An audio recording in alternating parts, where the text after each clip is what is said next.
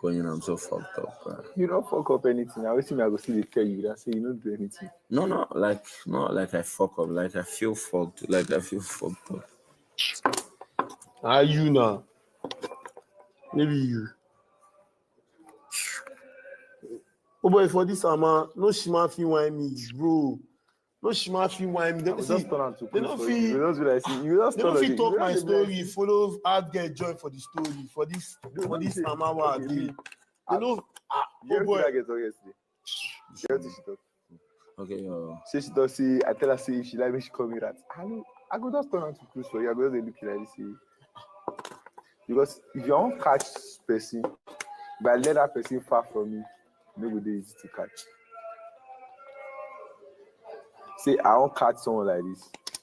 I can't make that person the distance. I want to catch the person. Person guys stay close to me. Wahala continues in the Big Brother house. We are seeing all sorts of strategies you- for friendship Let me say I and won't catch her. I relationship. And we are just wondering, is this part of some people's game plan? But it's so exciting to be here again to talk Big Brother here on Leadership TV. Don't forget, my name is Cynthia Onwado, and I love to talk Bbnaija updates. I bring you the crazy highlights, dynamic, and changes in the Big Brother house every 24/7. So you want to stay here on this channel, like, subscribe, and comment on all our social media platforms. We'd love to hear from you. Let's start from the top now. Well, I'll be starting with, of course, Gigi, okay, confronting Victory over Culture's comments on her relationship. But of course, that's going to lead us into more conversations between Victory and Culture, and also a mix of, Koyin, Sultana, and other housemates in the house. So please stay here with me till the very end. I'll be bringing you all the juicy details. Let's start from the top now. Gigi made me proud yesterday in a way, because I've been quite disappointed with him. Like, is this what you came here to do? To be pursuing a man that doesn't even like you? All right, she confronted Victory yesterday and was like, I don't like the kind of things I'm hearing. You're saying things about me with Culture. Okay, apparently Tracy spoke to Gigi and said Culture made some statement that Victory said that he has Gigi's mumu button, that he's comfortable in the house. He knows that whenever he wants to eat, Gigi's gonna bring food for him, and he has her mumu button and all of that. But let us watch this excerpt of Gigi tackling Victory and kind of walking away from him. I kind of gave her a clap. I said, okay, maybe this is a good start. But let's watch this video. We'll be back. No. I'm sorry. Because in all honesty, with everything that's happened with us in this house over the past couple of weeks, it looks bad. People came up to me and they're like, oh, Gigi, so what's going on? I'm like, what are you guys talking about? Gigi, this is the last time I'm talking about it, I promise you. I'm so sorry. That's not what I meant. Then that's fine. Thank you. Please just stop talking about it. I really don't know if this is part of Culture's strategy. Culture is like a radio without battery in that house. He's like the BBC or the CNN. He has people's gist in the palm of his hands, and it's like he spreads the gist when necessary, and he likes to jam people's head together and just sit back, fold his hands, and create chaos. Because I don't even know how Gigi got to hear about this. Okay, Tracy got to hear about this from Culture, and then she told Gigi, and Gigi was mad. She was coming down from the step, and she also walked up to Victory like, I don't like this. I don't like, please don't talk about me anymore. I don't like when I hear things like this, and then the accent was just rolling out of her tongue. But then we have the Culture factor here, the fact that Culture talks about people and then pretends like he didn't even say anything. All right, Victory went ahead and confronted Culture, and Culture was mad. Like, he acted really angry. We know he's serving his punishment from Big Brother for fighting fate and threatening to harm him, and he has to write something about violence is not the answer on like a full book. Big Brother asked him to write that from the front of the book to the back of the book. So the entire week we've been seeing Culture writing with his book. So when Victory confronted him, did you say this about me to Gigi? She's really mad at me, and he was really angry.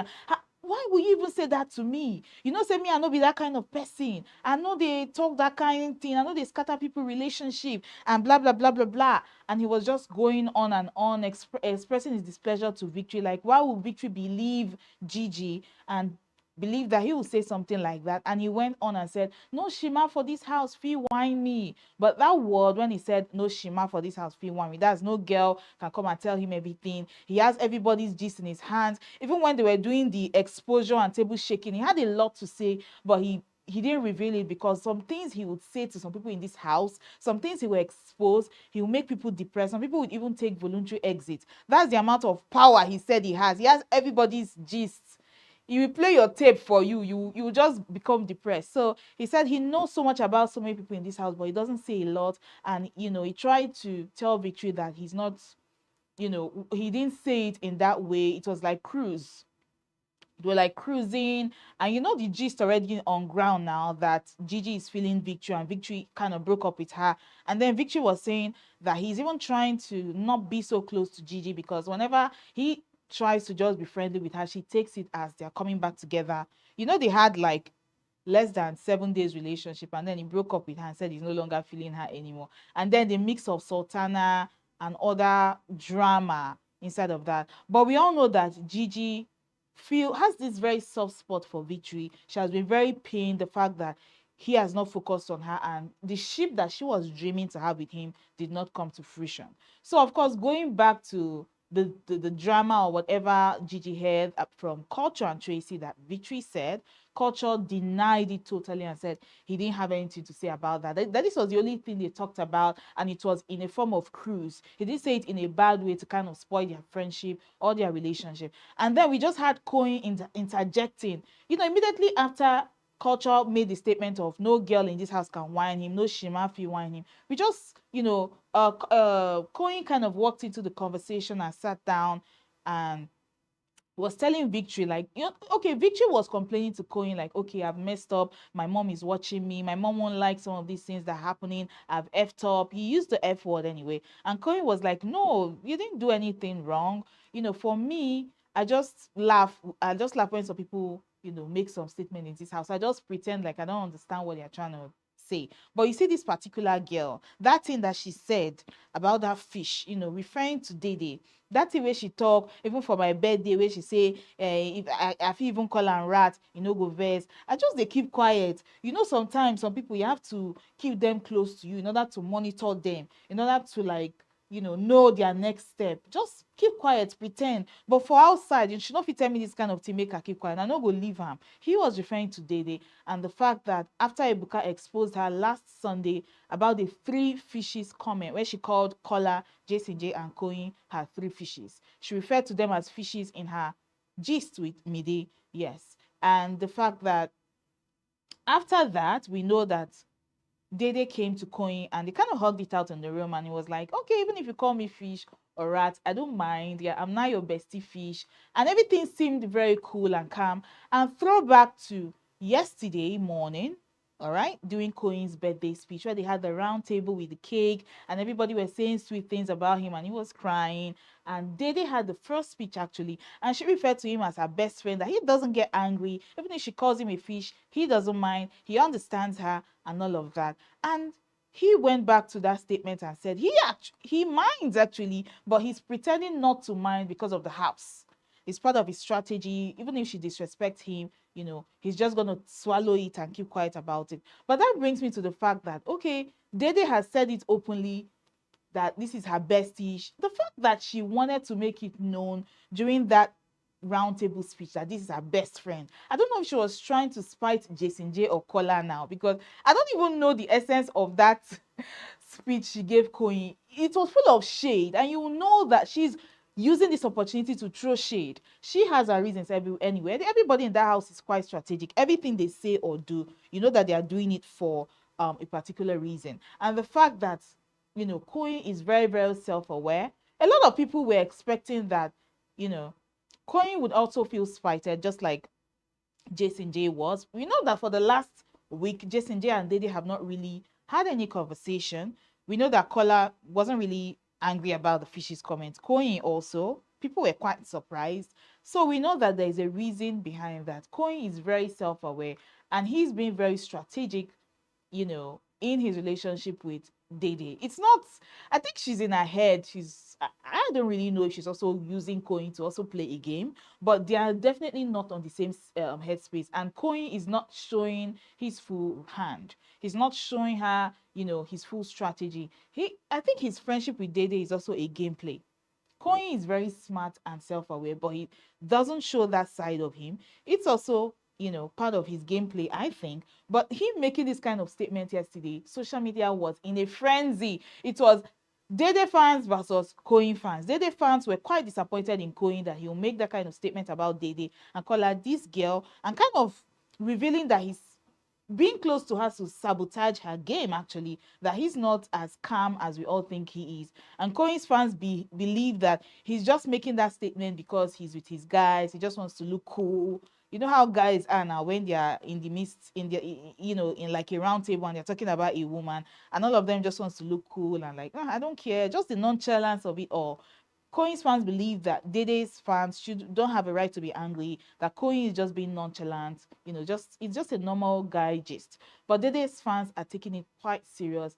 And they are, taking up the fact that Dede sees Koyin as her friend, her bestie, her best friend in the house, and Koyin doesn't feel the same way because he smiles with her in her presence, and behind her back, he says, weird things about her, like that girl, I'm also playing a game, I'm onto her, I'm keeping her close to me just to monitor her, also to strategize, to use her for my game plan. So all of that is just it's just tiring, really. But let us just wait and see where this whole bestie ship is going to lead Dede and Koyin to. I would say, Dede, watch your back. Because the friendship she has had in that house so far, we've seen her have 2 blowouts with Mide also. Yes.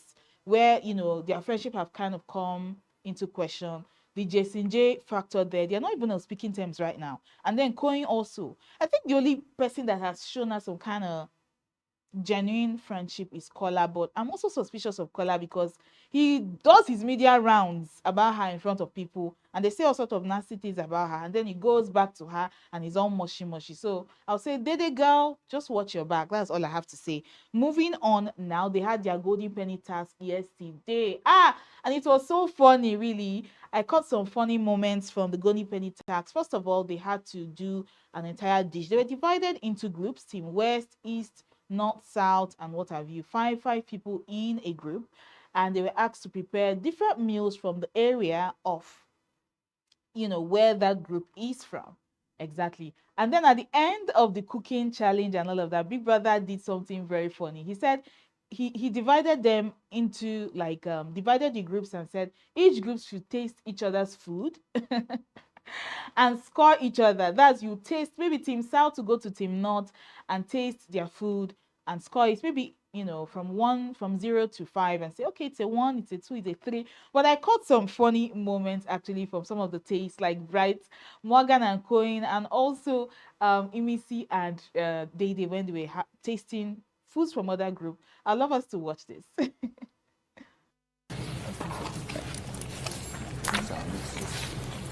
Right, you don't talk to me like this. Jesus.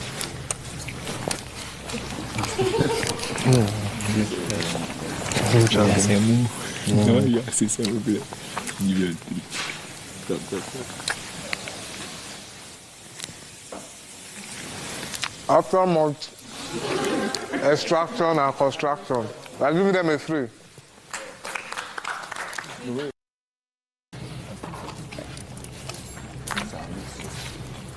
Right, you don't talk to me like this. Jesus.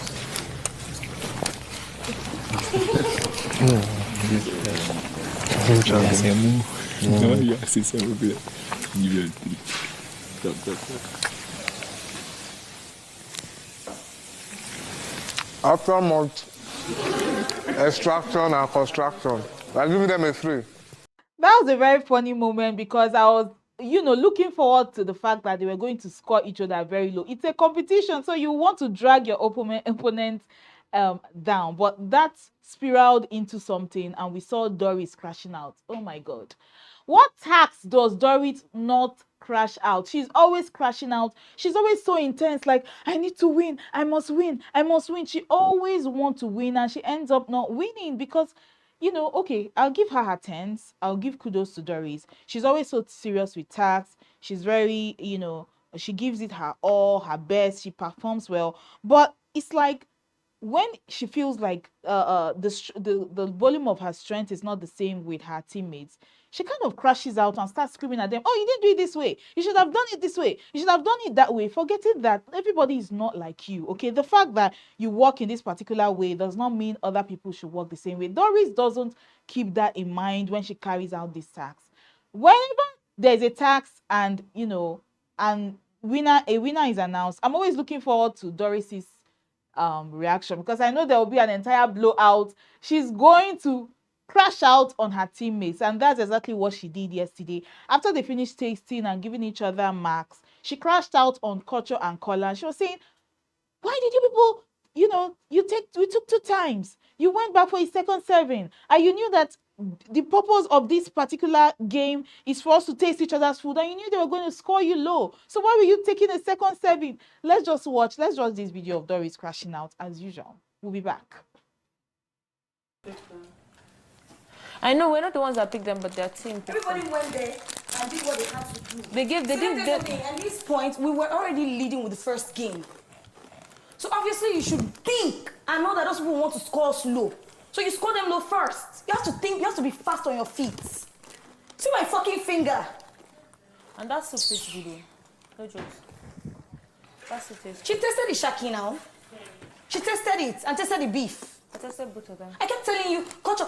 You were so engrossed, building feast, taking second servings, making it look like, oh, the food is so good. No, just do the tasting and move on. That's so. I'm honestly tired of Doris, honestly. Like, her expectation of people when it comes to tasks is so unrealistic. People are different. You don't expect people to walk the same way you walk. Like, okay, you did this, you didn't do that. Is that the best thing to do after a task? How many people do you want to keep calling out or shaming or belittling? Really, Doris, that is one, you know, side of her I really don't like when it comes to tasks. But also, they came into the house after the tasting and they were brought out again to the arena, and Big Brother asked them to create, you know, different dramas that had to do with, you know, the Golden Penny Semovita, you know, the different groups, the West, East, South, North. But one particular, you know, performance that stood out to me was Team West. Yes, the team that had Bright, Isabella Koyin, Big Soso, Vata. We kind of saw Bright Morgan's acting, you know, prowess show up. You know, Bright Morgan is an upcoming actor, or an actor actually. But, see, you know, for the past 3 weeks now, we've not really seen that task that would, you know, kind of spotlight his talent and all of that. But that's yesterday's tax, Golden Penny tax, gave him the opportunity. Let's watch this.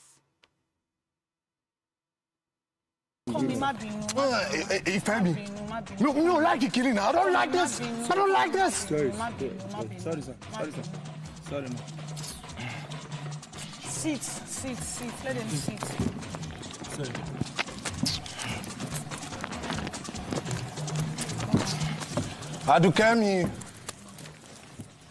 Aduke ọmọ mi. Daddy. Kudos to Bright Morgan, but also on the positive note, his team actually won the Golden Penny tax yesterday. That's Team West that had him, Isabella, Koyin, Big Soso, and Ibata. I say congratulations to them. Okay, moving on now. Sultana. Okay, Sultana doesn't pass up a chance to show that she doesn't like Isabella. Sultana, I'm just tired. Let's watch this video and we'll come back. How I heard or how I would have heard, right? But How about what? I don't like this girl. I don't like this girl.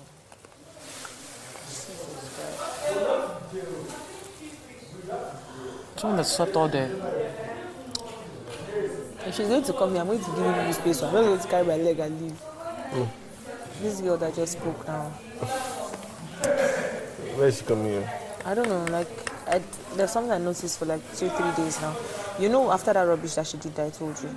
With the kuture situation. I saw no reason why she would even be prepped. I wasn't even talking to her.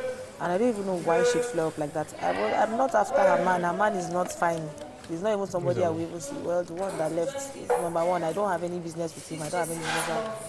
So like I don't know the reason why she would. I'm trying to find where exactly the issue is coming from. Okay, we know yesterday also in a conversation with Gigi, Isabella said, "Oh, that girl is too loud. I don't like her." No wonder that guy called her empty, referring to the Ortega and Isabella blowout where he called her empty. But sometimes you see Sultana in corners having conversations about people. I think I'll take her more serious when she says these things to people's faces. That's when I'll take her more serious. We know that for almost 2 weeks, Sultana had a lot of nasty things to say about Dede and Mide. Said they are empty, they are just cute girls, they don't have anything to deliver. And when they were doing the table shaking moment, we didn't really see her give any reason why she doesn't, like it. It was more of like, Dede, I've heard you say things about me that I peed in your box to spite you. So Sultana, please stop talking behind people's back. All right, I'll take you more serious when you go to their faces and you say it and you give us the drama that we are looking for. Then we know that you have come actually. So we are still going to be giving you crazy highlights and drama from the Big Brother Naija house. You need to keep it here with us on Bbnaija updates. Follow us on our social media platforms: Facebook, TikTok, Instagram, of course, and also here on YouTube. Share our videos and leave a comment. We'd love to hear from you. I'll be back tomorrow with more Bbnaija updates. I'm still Cynthia Onado. Bye. Be part of our brand.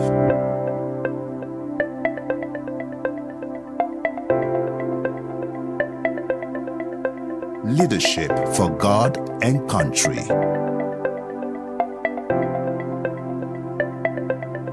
Be part of our brand.